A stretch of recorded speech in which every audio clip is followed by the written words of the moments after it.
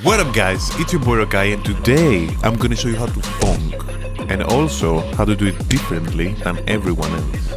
Let's go. Because FLPS, it's so overly saturated right now, it's so easy to make, and because in order to make FLPS you need just one preset, which is a cowbell, so everyone uses the same one. You need to find cool and interesting ways to make your sound more interesting and more distinct, let's say, in order to differentiate yourself between all these big mass. In this example, I did it with my bass. Originally, it sounds like this, without any effects.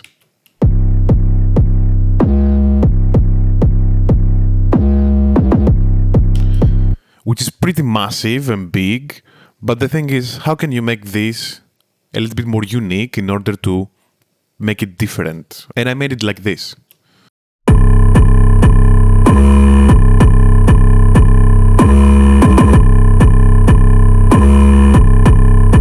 So that's a big difference, and it's also very unique. So in order to do that, I'm just using a little bit of distortion, which is this.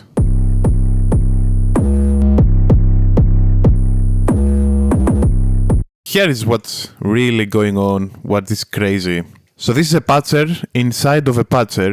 It's a video on its own, only this chain. What you have to understand, like, this is like giving it some distortion, giving it some character, and meanwhile keeping the same boominess and the same character that it had in the beginning. You have the original sound.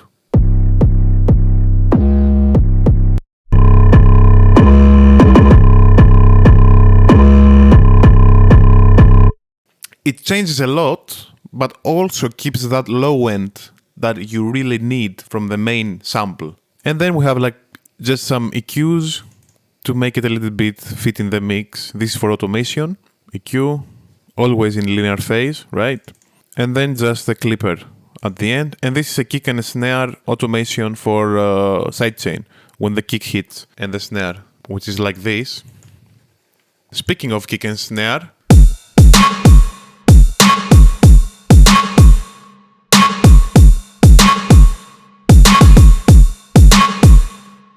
so one by one, this layer,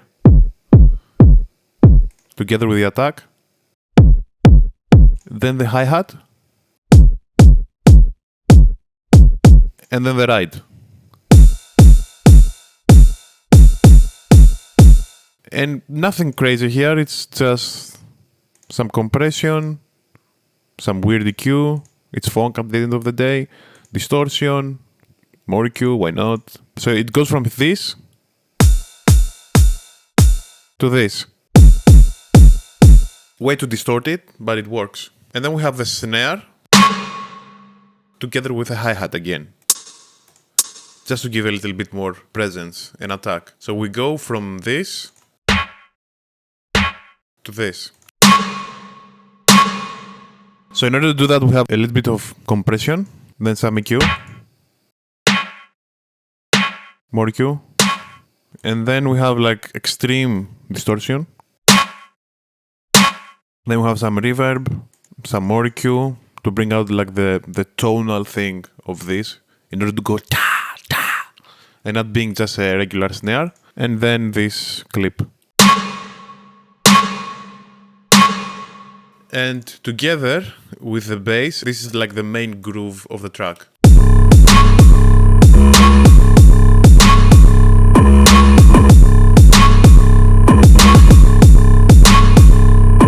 Come on.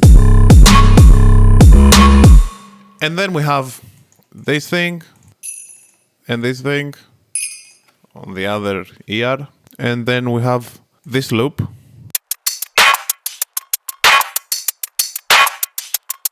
Way too distorted, and it's heavily sidechained to the kick and the bass. So it's like for more presence there and the dirtiness on the high end. And for the actual hats, I use another layer, which is this,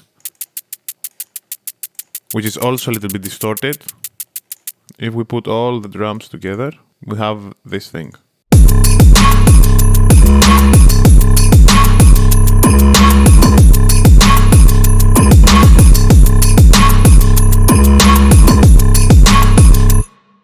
Now we have this sample I also add other layers, which is 1 octave higher and 1 octave lower. 1 octave higher, 1 octave lower. And the octave in the middle, which is this one, the basic. And all together. And the interesting thing is that this plays in the middle. So you have it like mono. And then we have the vocals without any effects. Got that from the club with a baddie or two. She was looking in my eyes cause she wanna be my... With the effects. Got that from the club with a baddie or two. She was looking in my eyes. I'm just putting on the sides. Then I have a little bit of reverb, 20%, just some EQ to make it a little bit more radio. And then just automation on the snare. Every time the snare hits, like everything in the track closes for just a little bit of a time. Like this, so close. So that's why every time the snare hits, it's like this bam, bam, and it's in your face. And then we have some effects like this.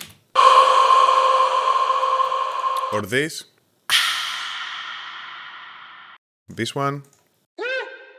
This one. Come on. And then we have some effects, but reversed. And then we have just some automations to the master to give a little bit more energy to the track. Like before the drop, I go a little bit down in volume. And these are like all the things that I did in this track to make it a little bit more interesting and more different. Like as you see, for this particular track was the bass, the biggest difference and the biggest impact. So if you listen to everything together, let's say here in the first drop, we get this thing right here.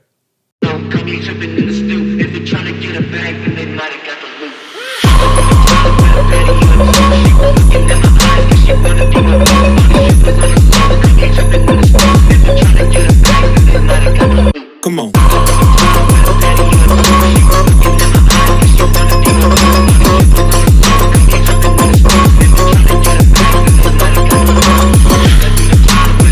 So that's the track, a little bit of a preview. If you liked it, make sure to pre-save it down in the description. It's coming out. Thanks a lot and see you in the next one. The snare hits, bam, bam, and it's in your face.